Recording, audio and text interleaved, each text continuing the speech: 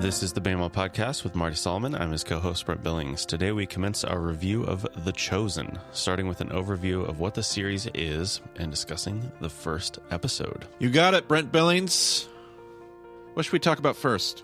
Talk about what this thing is, where to find it? Yeah, as far as the production itself, it's a little bit unusual, I think, so probably worth discussing how it might be distinct from previous biblical storytelling ventures in the Hollywood realm. Right. So this won't be a production that you can just go find on Netflix or Hulu or Amazon. They have their own self-contained app that you can get on mobile devices. I'm assuming access it elsewhere, maybe even at their site in different ways from a desktop or whatever else. But they're supposedly the first crowdsource funded,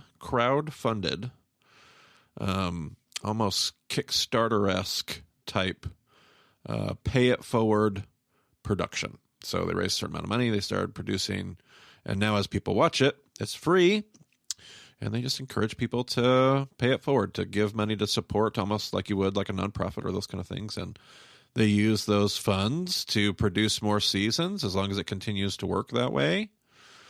Which I really hope so. Number one, my OCD is just not going to handle it if they don't get all the way through the entire life of Christ. But number two, it's just really good. So I hope everybody keeps chipping in and it keeps spreading around and we get it taken care of. It'd be fun to watch the rest of the seasons. Yeah, as we record, season 1 is complete. Season 2 is probably done filming. I'm sure they're in the editing process. I think by the time we release this episode, I believe they expect it to be out. Pretty sure their plan is Easter 2021.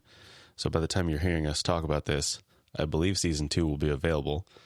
And we'll talk about that in due time, I'm sure. But it will at least be imminent. Yeah, and then I think ultimately they have 7 seasons planned. So as long as the funding continues to work as well as it seems like it has so far, I think, it's going to work out. And I sure hope it does, because I have been quite impressed so far. Yeah, I've really enjoyed what we're seeing in this. There's just so many things that I'm sure that's the whole reason we're going to be chatting. But usually I'm not. I don't know. Some people, and I'm a sucker for. What am I trying to say here, Brent Billings? I'm a sucker for bad TV, but I also don't gravitate towards Christian Bible shows and movie production. That's just not typically my jam. Stuff that I've seen before, there's always been some good elements. Like they've had good actors, or they've had, good effects. I don't know if I want to go that far, but like the production quality has, been reasonable in many cases, and there have been good elements here and there. But this is the first one where I feel like, wow, the casting is really good. The writing is really good. The directing is really good. Like all of the elements have somehow seemed to come together in this case, and it's just really compelling. So that's why we're here. I've been captured by the character development, and that will be hard not to talk about towards these first few episodes, because I just love how over the season some of these characters develop. So I'm going to try to keep my comments limited until they're more appropriate, but yeah, love it. Oh, and by the way, this will be basically a spoiler-ridden synopsis of the entire episode. So, especially this first episode, I think, being more character development, not so much based in the text. Like we're definitely going to ruin almost everything in this episode. So, please watch the episode before you listen to our episode about it, and then we'll continue from there. You can find links on how to find it and watch it in the show notes. So pause at this moment. So here we go. Spoilers commencing now.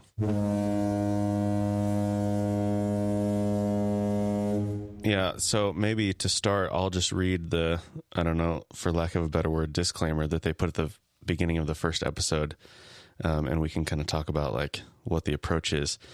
It says, as soon as you start up the episode, it says, The Chosen is based on the true stories of the Gospels of Jesus Christ. Some locations and timelines have been combined or condensed. Backstories and some characters or dialogue have been added. However, all biblical and historical context and any artistic imagination are designed to support the truth and intention of the scriptures. Viewers are encouraged to read the Gospels. The original names, locations, and phrases have been transliterated into English for anything spoken. Which that one is not quite true at the end there. There are some things like Shabbat they use in the original Hebrew pronunciation. There's a few other things which I actually like a lot because they don't necessarily explain everything. They kind of force you to dig into it a little bit, which is very Bema style thing to do. So we like that. But yeah, what do you think about this approach? Well, just generally speaking, after watching the first season, I think they've nailed what they said they were setting out to do, and that doesn't mean I agree with every single nuance. Well, I'm sure we'll kind of talk about some of those things as we go through this, but what they said they were going to do, I think they've done really well. And one of the things that makes this approach better than so many other like Life of Christ productions that I've seen is they just decided this is going to be a what would you call this, Brent? A fictional, dramatic presentation of the life of Christ. So you have the statements that come directly from the text, but I feel like the thing that makes all the other productions so awkward is they're trying to add stuff to make it to where it can be a film, but they're trying to stay like as close as they can to the biblical text. So all the words that come out of everybody's mouth seems to be like a little stilted, a little like just a little forced. And where this one, it's just like, no, we're just going to watch a dramatic, the fictional dramatic backstory that is designed to represent the way the world was and what could have lied behind. They've done that approach just super well, and I think preserved. And I'm going to be biased because they preserve so many of my own personal opinions that I feel like don't get preserved elsewhere. So that's why I'm going to love it. Did I answer that question well? Yeah, and they have some consultants on the show. They have a Catholic priest, I believe a Messianic Jewish rabbi, and then an evangelical scholar. And they were having a discussion, and the rabbi commented that he felt like the way they're doing it is sort of a Christian midrash on the Gospels, which I thought was a helpful description. Yeah. Yeah, that's a great way to put it. Yeah, I'll probably hate that the more I think about it, but right now I'm going, yeah, I like that. I mean, it's certainly not to the it's not the same level of authority. We're not talking about thousands of years of conversation. Sure. Not that level of midrash, but the idea is like we take whatever elements we find in the text and we try to figure out how those things fit into the story, and so that's where this backstory comes from. So, yeah. So let's walk through the episode, I think. Okay. So it starts off Magdala in 2 BC, and it's his father and daughter sitting at the campfire. The dad is coughing, and so it's, that's obviously the cue that he's going to die soon. And then this is like it's 20 seconds into the thing, and then it cuts to the shot of this big like cheesy star, and I was like, oh my gosh, is this what the whole thing is going to be like? But it's like it's such a short a short frame, and so it's like, well, I understand why they had to make the star really big, but I have a hard time like thinking like the star would actually have been that prominent, just because there's no light pollution. Like the stars are going to be incredible all the time, and it doesn't have to be that crazy bright, like almost a night sun, so I thought that was a little cheesy, but I understand why they did it, because it was such a short moment, and you need to be able to recognize like, oh, something's different there. So did they, I haven't watched the Christmas episode that they did.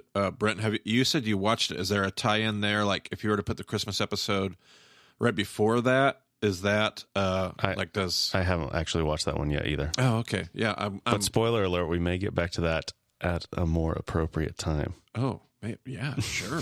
Oh, spoiler alert indeed, even for me. I love that idea. So yeah, because I wonder if that's if there's a tie-in there with a star that ties into that episode, and you're like, oh, I get it. This is happening at the same time. Yes, I totally resonate with everything you shared there. I loved that little opening scene. It demonstrates just the constant Like, I think we fail to sometimes remember just how constant tragedy was, like mortality, like lifespans were shorter. Mortality rates were so much higher. Is that the right way to phrase that? Mortality rates being higher? Does that mean Yeah. higher? So sickness. I mean, that was just such that is a very believable. That doesn't have to be like a far-fetched 1 in 100. That is a very constant experience in their day.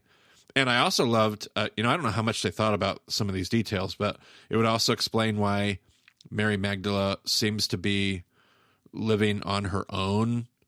Like, how does a woman, how does she have her own like self?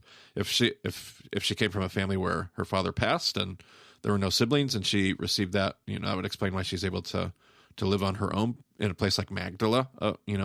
Seems to be more. Maybe have more Herodian leanings from what we know, and we don't. Magdala's a very active dig right now. We're still learning a ton about Magdala, but it seems like maybe there was some affluence and some money there. So, yeah. I like that. And she comes to her dad and says she's scared and she doesn't. She's scared of what she doesn't know or whatever. And it's like, are they alluding to her demon possession at this point? And I don't know if that.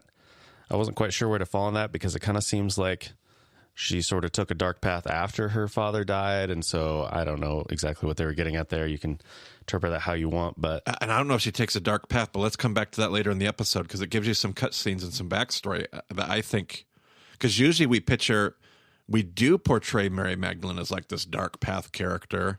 And I kind of fundamentally disagree with that take. But the episode gave lots of room to redeem that a little bit. So but we'll get to that later. So then her dad is quoting Isaiah 43 to comfort her.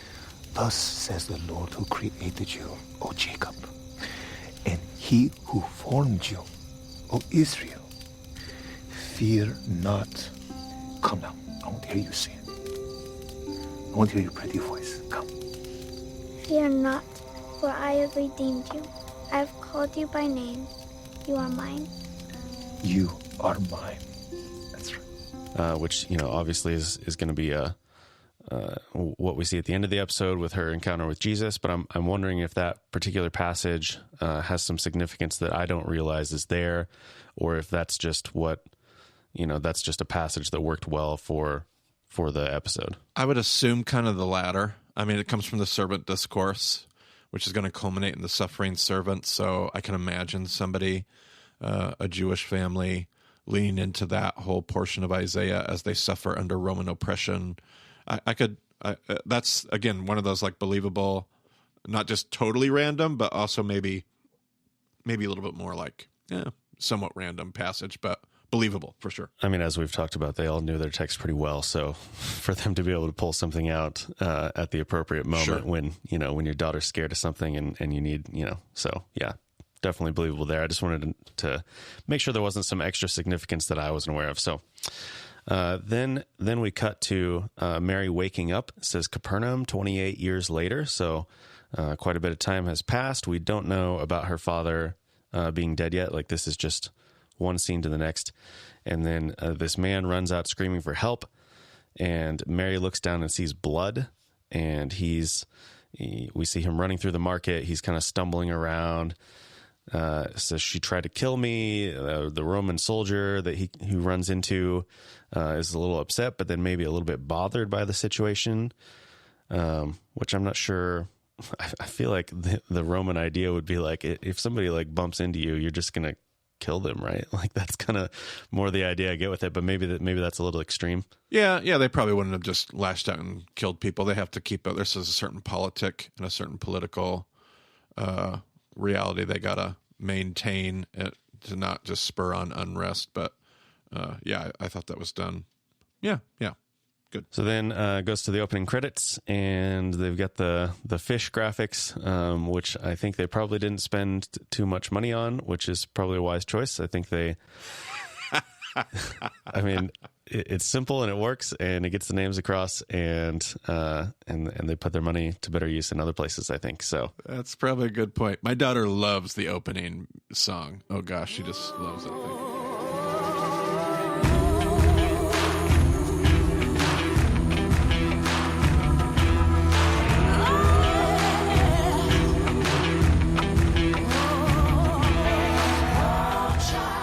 Yeah, the music's great. And I love that the credits are not over. Like, you just get to, like, pause for a moment and think about what just happened. You get to, reorient yourself for the rest of the episode. Yep. So, yeah, I'm all about it. So then we start after the credits with Nicodemus traveling, and then he's stopped by Romans, and Quintus comes up, and he immediately reminded me of the character Q from Star Trek: The Next Generation. And so I immediately hated him, which I don't know if that's what they were going for, but I think it's probably the right setup. But he specifically mentions the Sadducees, Essenes, and Zealots, which I thought was pretty cool little call out there. Absolutely. Yep, I did appreciate that. Definitely made me feel like they were doing their research as they were writing the show.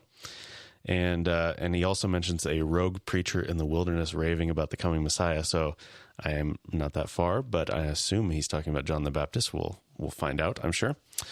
And then he says to Nicodemus, a Pharisee, he says, I will help the Pharisees continue to thrive if you can help us, collect the taxes that we're trying to collect. And then there's the question about so Quintus has the riddle, what is under the water but never drowns, and Nicodemus is like fish. And so, I think we find out that the fishing is where they're feeling like they're being shorted on their taxes. So then cuts to Matthew getting dressed for work. Seems like he's putting on some perfume or something on his wrists. He's got this wide selection of sandals. He has a servant waiting for him with his bags. He has a really fancy door lock. And I was wondering about the door. Like, would that be the kind of hardware that they would have? I never imagined like that sort of fanciness, but he has like a lock and key. Yeah. So I don't know if you have any insights on that, on whether that's like out of place or if that's, what you might expect to see for someone of wealth in their time. Yeah, absolutely. They did a great job portraying that in my mind. Both Matthew's opulence, his palatial estate that he lives in the very wealthy quarter of Capernaum or wherever they are portraying him. And the door lock, that was the kind of door locks they would have had when they had them. Obviously a luxury and a necessity for those in that quarter, I'm sure. But yeah, that I think that was absolutely appropriate as far as historical accuracy. Yeah, that's a good point. He probably has problems with people breaking into his house. Yeah, he needs not only an opulent estate, but a secure one based on who he is. So that's important for him. Yeah, and it kind of seems like he's just generally a fish out of water wherever he is living, because he comes out of his house and walks around the corner and there's, a pile of rats there digging around in something. And so he's distracted by that and then steps in a pile of manure and ruins a pair of his sandals. And so he's like, he's in this spot where he's wealthy and he's got all this stuff, but he's not in his really a comfortable place for him. And then he throws the sandals away, which I thought was like a nice little remez, perhaps. And then he's got this guy who is hauling him over to his tax collector booth because he doesn't want to walk through the market and be seen by all the people because they treat him pretty poorly. I love how it sets up this.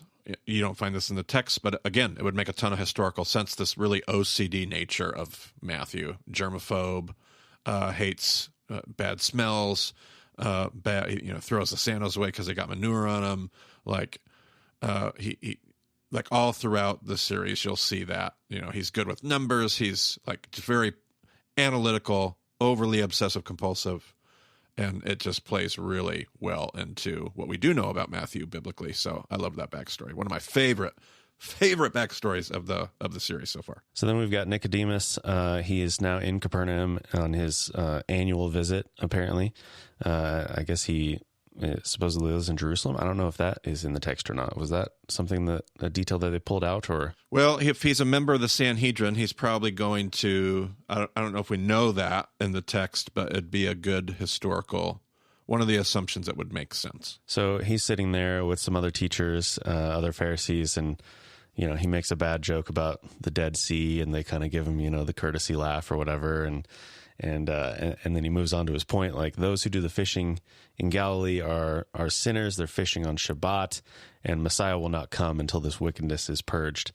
And it definitely feels like a Pharisaical mindset, like, hey, our problem is obedience here. Absolutely. And one of my favorite quotes that comes out of that conversation, he says the reverse of what Jesus will end up saying in the Gospels. What goes into the body of a man is what defiles him. Like, if you eat this fish caught on Shabbat, can we eat this fish? Of course not, Nicodemus says. Like, it's what goes into a man that defiles him. And obviously Jesus in the New Testament is going to end up saying the opposite. It's not what goes into a man that defiles him. It's what comes out of his heart, Jesus is going to say. So a cool little, who knows what they'll do with that later in the series, but a very cool little, and then in the New Testament, obviously, eat whatever you want is sold in the market. Like, everything is going to be backwards from this worldview that we're hearing from this Pharisee worldview. And yet it's one that hopefully, I'm assuming almost all of us can absolutely relate to. Like, most of us that probably listen to this are somewhat connected to an evangelical movement that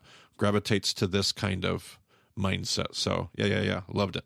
So then we see Shmuel and Yusuf making preparations for Nicodemus to visit, and Nicodemus comes in.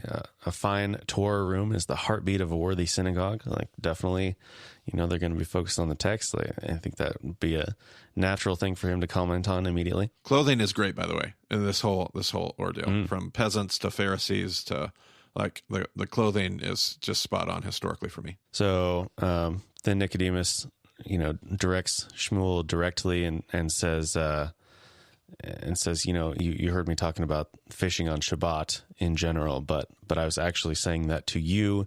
You need to deal with this. And he's like, okay, I'll deal with it. And then, a centurion comes barging in at that point and says, hey, we've got this woman in the red quarter, and it's definitely a problem for us. And Nicodemus says, we don't really spend time in the red quarter. That's not really who we are. And the Roman says, well, if you don't come, then we're going to just burn the whole place down. And so Nicodemus, reluctantly agrees to go with him there. I love the little quip of how they keep calling him teacher of teachers, and we will burn it with our fire of fires. Yeah, that's a great line. very, very clever Roman retort. But yeah, and I love the depiction of that as they go to the red quarter. They did a good job depicting the socioeconomic realities of that portion of the world. Like, you have your red quarter where the poor and the outcast, and then you have the more wealthy and the wealthy quarters and all these different, but you really get a sense for, like, man, if you're poor enough that you live in more of the red quarter, it makes it hard to be devout. Like, there's a socioeconomic reality that has been created and is then, like, pushed and propagated by the very people who point their fingers, like the very Pharisees that say, well, those are the sinners that are keeping the kingdom of God away. But they actually prop up systems that just keep them, like, it's not easy to live in the red quarter and follow cleanliness law. It's not easy to live in the red quarter and be Torah observant.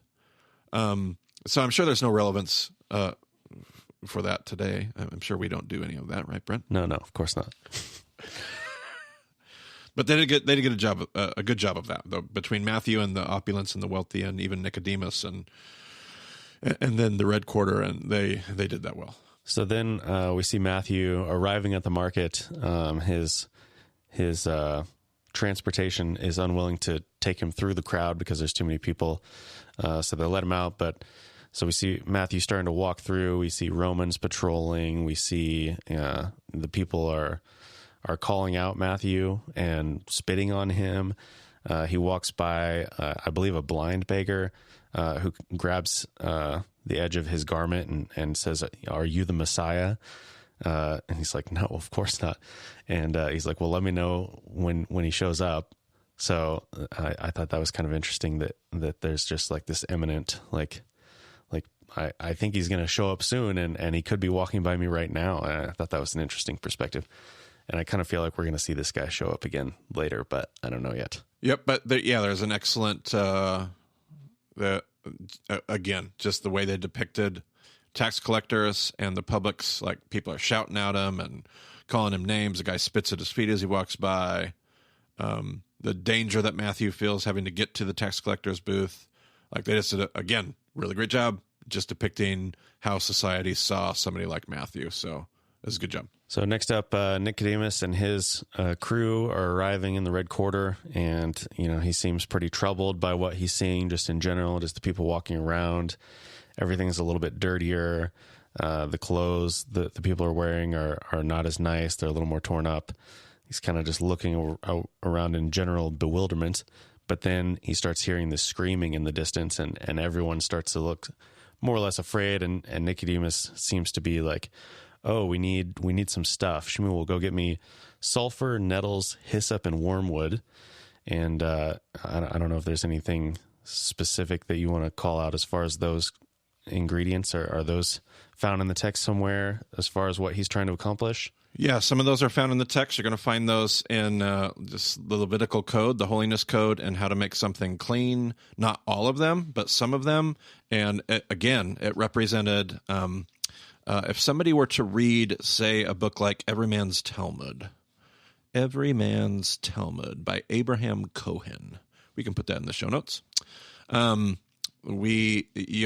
a whole section in there about like the superstition of Second Temple Judaism, and there was always this combination of like, especially when it came to the demonic, to physical health or any of those things, medical, anything.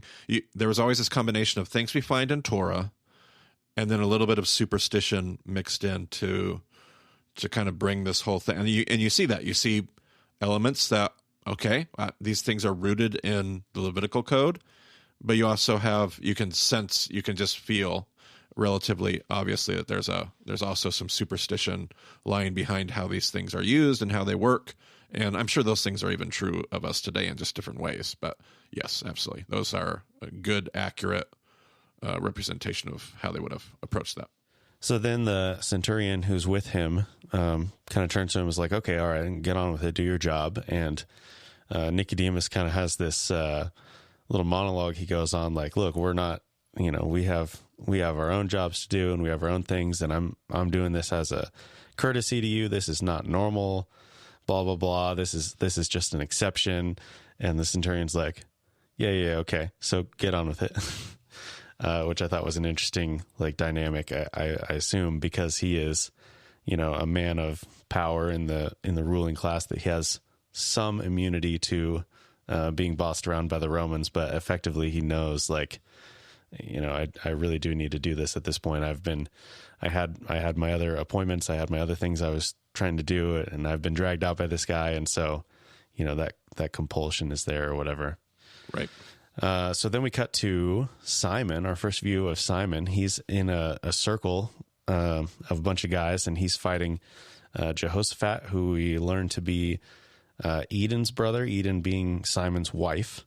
Lots of character introductions here. Andrew is off to the side, making signals to him, apparently making bets as they go, and trying to time everything right, trying to have Simon get in and out of the fight at just the right time so they can make the most money. And there's a bit of a hustle taking place, and yet I saw like Jacob overtones, like Jacob and Lavan back in Genesis. There's that kind of thing. I'm just going to interject here. Can I just say how much I hate the Simon backstory? Okay, all right. Was just not. Now, having said that, I just love the character development. Having said that, I hate where they're making Simon come from. I love who Simon is throughout the series and how they'll use Peter in that regard. But they basically make Simon kind of like this scoundrel who doesn't really care about God, and obviously playing into he blurts out, he's impulsive, and we've obviously, if you've listened to the podcast, you know how much I hate that perception of Peter. I don't think that's who Peter was at all. So just can't stand the backstory of Peter being this scoundrel, half sinner, whatever, like blah, blah, blah, blah. Anyway, okay. But then after that, I love it. So now I've gotten that off my chest, I'll be able to move on. So yeah, continue. So he ultimately, pops up at the time appointed by Andrew, and comes back at Jehoshaphat, Jeho, I think they called him. Yeah. And obviously they know each other, so like there's some familiarity there. But he's like, this is why they call me wine hands, because of what I do to your liver. And it's like, well, that's kind of a weird, which Andrew does address later. He's like, wine hands? What are you talking about? Right.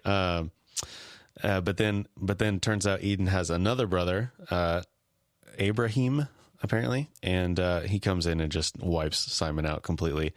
And then it cuts to Andrew just handing over the money, and they did not make out very well on that situation. Nope. So then they move on to the Sea of Galilee, and they're talking about taxes that are coming, and Andrew's like, we could lose our boat. He makes a reference to like getting blood from a stone. And then Simon's like, well, the Pharisees make allowances for fishing on Shabbat if lives are at stake. And Andrew's like, well, lives are not at stake here. And then Simon says, are you going to tell your bug-eating friend about it? And I was wondering what that reference was. Well, I'm pretty sure it's a hint to John the Baptist. Like, we're kind of jumping ahead to later episodes, but we're going to hear Andrew come back having met Jesus while he's hanging out with John the Baptist. So, okay. I think Peter's like, oh, you're going to run off and tell John the Baptist, your religious fanatic friend that you have, that I'm out here breaking rules. And so, yeah. And again, just wonderfully. So there's very little text here in this first opening episode or two as they just build the backstory. But like, we're not talking biblical story text for a little while in the series, but man, just such a good job representing the world of the Gospels, the potential backstory of the kind of things that they would have experienced. Great, like, networking of different characters and pulling in how are they going to get Andrew and Peter to Jesus, and having heard John the Baptist, and just great work there. I loved it. And the idea, they say at the end of the scene, Andrew says to Simon, like, you're crazy. And Simon's like, no, I'm just desperate. And I think that was in the round table, the rabbi was saying, look, there's no way that Simon is going to be out there fishing on Shabbat. There's just no way he would do that. And so I think, he agrees, like, you could do it out of extreme desperation, but the desperation level that we're talking about is so extreme. Like, it's just the rabbi could not handle that element of the story. So I think his line that is just like, no, I'm desperate. Like, that was the writer's attempt to address that concern. But yeah, obviously breaking Shabbat is a very serious offense. So maybe a little bit tough to swallow there on that part of the story. Yeah. So then we cut back to the Red Quarter, and Nicodemus is getting ready to go in and see what's going on. And he's talking to Mary's friend Rivka, and says, how long has she been like this? And it's like, look, she's been like this a long time, but it's just these short spells, and then she's fine. And they introduced that name Lilith, that her name is Lilith at this point. And I don't know, I'm assuming, I made some assumptions maybe when I was watching of who was what and what was going on. So I'm not sure if they ever actually said the name Mary until later in the episode, but who we will know as Mary is currently called Lilith. So the Romans knock open the door. Nicodemus enters with his other buddies, and they've got incense, and Nicodemus is calling out the demons, and Mary is struggling on the floor, screaming. And then, he finishes talking, and she kind of pauses and pulls herself up, and then you get this like low, demonic voice. We are not afraid of you. You have no power here, teacher. Nicodemus just kind of runs away. Yeah. There's so many things in this scene that I have written down as far as notes. You see all kinds of stuff that you'd find in the Apocrypha with Second Temple Judaism. Like he starts calling on the angels. He comes in, like, he starts with angels like Gabriel and Raphael and Michael and all these like apocryphal references that aren't necessarily in your Bible. Some of them are, like Gabriel, but you find those references more in apocryphal works like Book of Daniel, but then other apocryphal works like Enoch and those talks about the Watchers at one point, which again, that's like a callback to the Nephilim and Noah and that stuff that we've already talked about here in session 6. Then he calls on like the patriarchs And like he's calling on all these names, which I thought was a great artistic play. Like these names and these names and these names. And what about these names? And how about these names? And he just keeps calling on different parts of Jewish thought and history. And he finally gets to like the name of God, like on the name. And yet there isn't, like, we're missing a name, like almost like in the book of Revelation, like no one was worthy to open the scroll. Like he's even calling on the name of God. And yet there's something here we're still missing something that has the ability to deal. I mean, the demon says you have no, like that quote, like you have no power here, teacher. And that, I mean, that depicts really well in Jesus' day in Second Temple Judaism, like miracles were not, we've talked about this before, Brent, miracles were not a big deal for Second Temple Judaism. Like we make far too big of a deal about miracles. And yet one miracle that is outside the realm of what human servants, human partners of God can do is true demonic control, demonic exorcism.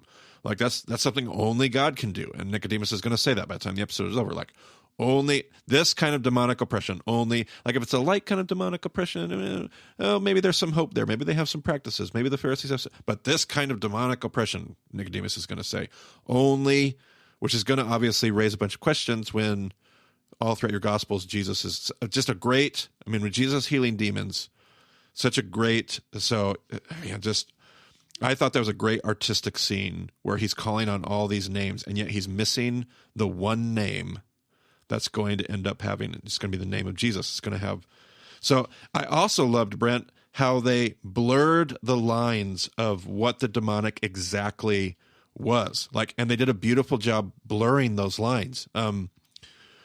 Because the whole thing is kind of blurry for me. Like, I don't really know exactly what I think about the demonic realm. Like, I'm sure we have listeners that have had their own experiences. I've even had my own experiences in the pastoral ministry with stuff that I would call very demonic and stuff that I can't explain with my logical academic brain. I'm sure we also have listeners that are like, oh man, that's just flat out crazy. Like, there's a million ways to explain this. And in that period of Second Temple Judaism, there was a million things that they would have called the demonic. Mental illness, things like epilepsy or schizophrenia, or things that we understand today by other labels, they would have accurately called demonic. Like, what is that? That's not the realm of life and resurrection, and that's the realm of brokenness and of death. And so even on some level, an accurate, identification with what we would call not shalom. Like there's something. So they did a great job. I mean, they also showed like some of, I think this might even come up in a scene here in a moment, but Mary reflecting on her own backstory gives you the impression that what she could be dealing with here is a lot of PTSD. Like she's had the death of her, like she has been a woman of grief. Like, are her 7 demons that we learn about in the Gospel of Luke 7 demons, like demons, or are they also like, could they also be like 7 this woman has been a woman of great sorrow. She lost her father. She's an orphan. She's been sexually assaulted by Roman soldiers, not in the biblical text, but in the show. So she has this PTSD at work. Like, and they just I thought they did a really great job blurring the lines of there's something going on here. It's demonic, and yet also like not making it just this crazy, far-fetched, fanatical, demonic possession. It was also just very real. Like I could see this week if I went out and was ministering to somebody in my own church. This could be a real. They did a great job with that, in my opinion. There you go, Brent. Yeah, and it seems like when Nicodemus, like when she speaks and says, "We are not afraid of you," like that's the point when he runs out. Right. I think he realizes like, okay, there's a substantial amount of evil going on here or whatever, and he's just right. So after that, we cut to the title says Shabbat morning, and we see Simon walking into town. He's got a bucket, and he enters his house quietly. He washes his feet with a cloth, starts walking over to what seems like maybe his kitchen, and then like Eden pops out, and she's like, what's going on with you fighting my brothers? And he's like, well, he starts, explaining things. And then apparently she was joking. She can't keep a straight face for too long, starts laughing about it. And she makes comments like, Simon, you're stoic, which is not how I am, but together we're perfection. We see them kiss, and they just have, this nice intimate moment. And it seems like, okay, these two are like, they've got each other's back. And then she's like, hey, you need to get cleaned up, because we've got Shabbat dinner coming up, and you smell like fish. And, or I guess not Shabbat dinner, but, whatever they're doing, she's like, you need to get cleaned up because you still smell like fish. And she assumes that he was fishing the day before Shabbat, and does not assume that he has been doing something that he shouldn't be doing yet. So it's interesting to see her kind of lose her faith and trust in him a little bit as things continue on here. I don't know if you have any thoughts about Nope. about Eden and her character. I just really like her portrayal so far, but completely imagined there. We have no record of her in the text as far as anything, right? Yeah, great character development, though. I really appreciate how they'll draw that. Yeah, I don't have a problem with it at all. It's fantastic. Love it. So after that, we do have the flashback scene with Mary where she's thinking about her father, and then she goes back to her home, starts to clean up, sees the doll, pulls the parchment out. We see that flashback of her seeing her dad die in his bed, and they cover him up. And then she pulls the papyrus. I'm not sure what that little piece would be that she pulled out of the doll. Well, she tears it like paper, so I would assume that you're going to be talking about papyrus in that regard, but I don't know. Okay. It's a great question. Yeah, so she tries to read it, and then has the flashback of the Roman soldier grabbing her and taking her into the room, and as he approaches her, he kind of blocks the light from the door, and so she's kind of enshrouded in darkness, and that was the moment that the director said, like, that was where they were saying her demon possession began, was in that moment. Again, up to interpretation. He also made it sound like that maybe she was sexually assaulted, maybe not. It's like, what do you think the Roman soldier is going to do there? I thought that was very clearly what they were communicating, so I'm not sure why he was hedging on that a little bit. Yeah.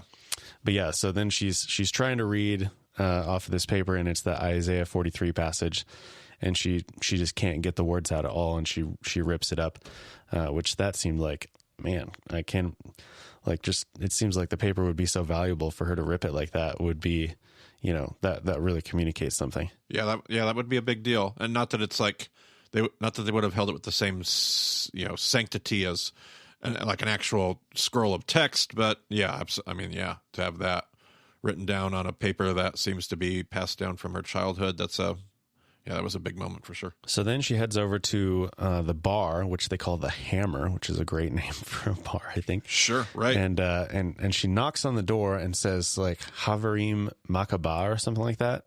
I don't know if I wasn't sure what that was. They didn't explain that at all. Well, that's going to be, so Havarim would be like the Friends of Maccabee. The bar's named after Judah Maccabee, the Hammer. So Friends of the Hammer. I'm assuming it's a password. They don't want anybody coming into this. So in order to get into the bar, you have to utter, that's very historically accurate. You'd utter a password to be given entrance. So she's got the Havarim, Friends of the Maccabees, Friends of Judah, Friends of the bar. And it could just be a reference to the bar name. Like the bar could be named after Judah Maccabee, the Hammer, Friends of the Hammer. Yep. Okay. Yeah. So then she goes in, and the bartender, his name is Sol, offers her a drink, and he's like, and this is a little bit of prevention. She's like, there's no preventing what happened. Like, they sent a holy man, maybe from Jerusalem. He's the leader of the Pharisees. And he's like, one religious big shot's just as full of it as the next. No, I am in hell. The whole bar goes quiet. And I was like, wow, for her to like snap far enough out of it to realize like she is in a serious way here. And then she takes her doll out and says, here, give this to to your nephew. And then the other patrons of the bar start calling for drinks, and they refer to the bartender as a eunuch. So I assume that's why she says the doll is for his nephews, because he doesn't have any of his own children. Right. And he's like, look, I promise, like, whatever you got to face, we'll face it together. And she's like, no, I wouldn't wish that on my worst enemy. So she slams down the drink and walks out. And then we have Nicodemus and Zohara, his wife, preparing for Shabbat dinner. And oh man, she's like, you got to be ready for this stuff. He's still distracted from the previous encounter with Mary, and she's Zohara says, you have to do your thing for these people. They have lots of expectations. You're here from Jerusalem. You're really important. And he's like, why must I perform? And I love this line, probably my favorite line in the whole episode. When did Shabbat become theater? You are the teacher of Israel. When did Shabbat become theater? Oh, Yeah. Yep. Absolutely. Talk about a conviction for modern day listeners. Whew. Yeah. And then right after that, the conversation moves to one of my favorite lines where he talks about what if the Torah, like he asked her to come over and look in the mirror. And like, what do you see? Well, I see blurry. It's a cheap mirror, which I thought was fantastic because mirrors alone are a luxury in their world, and they've got a cheap mirror in their opulence. But and he says, what if that's what Torah's like? What if what we see in the law? What if we see in Torah? I wonder if what we can know of Adonai in the law is just as blurred. But the real thing is like so much more beautiful. And I thought, oh man, like Nicodemus is such an educated, such a religious, devout person, and yet he's been humbled and he's open. He's open just enough. There's just enough cracks that he's asking these unbelievably beautiful questions. And then her response, I felt this in my gut. Never utter those things in public.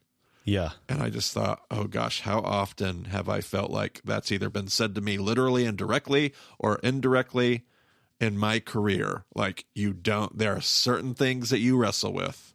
You do not, and there will be no doubt by the time we're done with this little commentary series here, Brent, I resonate in season 1, especially. Nicodemus is the character that I connect with the most. Like, that is the person that I'm like, that's my experience. He contains the character and the struggle of who I am and the tension that I live in. And I don't say that as like, look at me. I say that as I wish I was a Peter. I wish I were James and John. I wish I were these disciple characters. I don't relate to them as much as I relate to Nicodemus. So I'll just have like all these thoughts whenever it comes to Nicodemus scenes, but you'll have to stop me. Yeah, this actor, Eric Avari, he's the only actor I recognized from previous works, and I think I know him from Mr. Deeds, which is a much goofier role. I really think the role of Nicodemus is far more dignified, and I think he's fantastic. Yeah. Yeah. And his wife's response is like, that might even be blasphemy. So, he's like, well, but a man is free to question his heart. She's like, then leave it in your heart, Right. And then right. that line you said, don't ever say that in public. Right. Like you have an image to uphold. You have a role to fulfill. They're not looking for a doubting, blasphemous Pharisee. They're looking for someone who can lead in confidence or whatever. So, she's trying to encourage him, but I think she's also like kind of holding him back from what he's, ultimately trying to get to with his understanding of what God is doing in the world. Whew. All right. Quit talking about that, Brent. You're convicting me. Gotta move on. I'm glad my wife is not like I don't say that because my wife is the same way. Like my wife is so supportive of all these things. But man, the church culture and world I'm a part of, whew, stop it. Next scene. So then we have sort of a little montage. Matthew's coming in for another day of work. We see Andrew leaving his house, and he's got his money purse, and Simon is kind of sneaking out while Eden's still asleep, and then we find I'm going to jump a scene ahead. Simon and Andrew, they're arguing about paying the taxes. Simon's like, I got a plan. And Andrew's like, I don't even hear it, because if it has to do with taxes, I know you're going to do something stupid. And then we find out that Matthew is their tax collector, which, not necessarily direct biblical evidence for that. But man, it would, has to be A really good assumption, like a very educated, well-reasoned assumption. They're not going to have a whole bunch of tax collectors for that region. Their harbor is Capernaum for Peter and Andrew. Matthew's their tax collector. Like, you can almost say that with a level of certainty. So yeah, absolutely. So, ultimately Andrew doesn't have enough money to cover the taxes, and he's also delinquent. So there's all these extra fees. And so Simon's like, no, look, I'm going to step in. He says like, hey, I've got this arrangement with Quintus, and Matthew's like, no way. That's completely like, there's no way. I'm going to verify this. That can't be true. He's like, no, trust me. And Andrew's like, what's going on here? So everyone, is confused. And then, we see Simon and Andrew sitting in the bar, and they're talking about like, oh, Simon's going to turn in the merchant vessels. And Andrew's like, whoa, wait a minute. Those are our people. And he's like, I'm desperate. I only care about you and Eden. And so, kind of some struggle there. Again, I hate the Peter backstory, but nevertheless. Yeah. So, meanwhile, we see Nicodemus addressing the other teachers, and he's justifying his decisions. He's like, I shouldn't have gone to the Red Quarter. She's beyond human aid. Lots of, and earlier in that previous scene, Nicodemus has said, only God himself could have drawn those demons out. So we see, lots of setup for Jesus to come in and do his thing as God or whatever. So, really laying it out on the table for you there, Nicodemus is. Yeah. And again, a great representation of the Pharisaic worldview, like the words out of his mouth, what he's saying, what he's teaching, what he thinks, how he, very, very fantastic. That is how Pharisees, as far as we understand it, in that portion of history, that's how they saw and read the world. Yeah, absolutely. So then we see Mary walking to the edge of a cliff. She's looking over down to the water. You kind of get the implication that she's maybe going to jump off the cliff, but she lets the fragments of the paper fly off in the wind. And then there's this bird flying around overhead that kind of gets her attention in whatever way. So she follows the bird, ends up following it back to the bar, and some guy comes up. She's sitting at the bar talking to Soul, and some other guy comes up and propositions her, and she's like, no, leave me alone. He's like, fine, she smells anyway. And then Mary, asks for a drink, and he's like, well, wait a minute, hold on. And she's like, no, I need this. So she takes the drink, and then the key moment of the episode, Jesus reaches out his hand and puts it on top of her hand and says, that drink is not for you. So then, the demons are going crazy, obviously. So she's getting headaches. She's running out of the bar, and Jesus follows her out. And I love this. Like, he's just like, he's not running after her. He's going just the speed that's appropriate. He's being compassionate. He's being gentle, and he just calls out her name. Mary.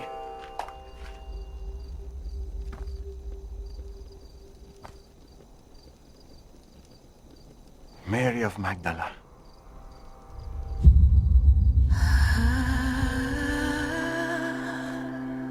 And she drops her cup and turns around and says, how do you know me? How do you know my name? And then he quotes that Isaiah 43 passage, and she just collapses into his chest. And I watched this episode twice, right? The first time I watched it, I just watched it through, and I'm like, wow, that was powerful. And the second time I'm like taking notes, I'm not like really cued in, like really close to the episode. I'm just like, trying to figure out what we're going to talk about. And man, I just like lost it the second time I watched it. Like, it's just such a powerful scene. Yeah, absolutely. They really wrote that well. Me, I'm not a fan of the whole God goggles thing. If we're saying like, oh, he's God, he knows all of her backstory. I prefer to see more humanity in Jesus than that, but phenomenally written and directed scene. And I have to always like counterbalance the whole, my aversion to God goggles with the fact that Jesus was also a person of deep prayer. The series will like indicate that. And I'm a big believer in mysticism, that God speaks to us, that he reveals to us, that there are even people that are more attuned to listening to the voice of God in prayer, hearing things, having a more prophetic word. There's no reason that Jesus couldn't have. I have prayer partners in my life that talk to me all the time about things that there is no way they would know if the Holy Spirit didn't lead them to know these things. So of course that could happen with Jesus on an even greater level. If that can happen with my prayer partners, how much more can it happen with Jesus? So just because he knows things doesn't mean it's God goggles, but phenomenal closing scene. Fantastic. It's gotten me now multiple times. I watched it with my kids. I've watched it on my own. I watched it to review probably 4 different times. Great scene every time. Have you ever watched The West Wing? Yes. So that first episode where like they keep talking around the idea of the president being there, and then I think it's like halfway through that episode, but when he finally enters, he enters quoting, I am the Lord your God, blah blah blah. It's this big powerful entrance and this big booming voice. I just juxtaposed to this entrance, like Jesus just comes in quietly, puts his hand on her, sees her, speaks to her, says her name. Like it's just an incredible like picture of Jesus's compassion and his love for people. So what a great point. Yeah, absolutely. Love that. Yeah. I think we have probably talked long enough. Our episode is almost as long as the episode of The Chosen. So, and I don't know, I think, well, the second episode I know is a little bit shorter. So I'm assuming maybe they're not all quite as long, but yeah. Anyway, I think that does it for this episode, Marty. I don't know if you have any extra thoughts before we close. I think we're good. I'll look forward to the next one. All right. Well, you can find Marty on Twitter at Marty Solomon. I'm at EIBCB. And you can find more details about the show at BamaDiscipleship.com. The podcast show, by the way, not the TV show that we're talking about. We do have a few links in the show notes if you want to go to the official website for The Chosen, or we've got Wikipedia and IMDb links if you want to look at who the actors are or whatever. So that's all in the show notes, all at BamaDiscipleship.com. So thank you for joining us on the Bama Podcast. We'll talk to you again soon.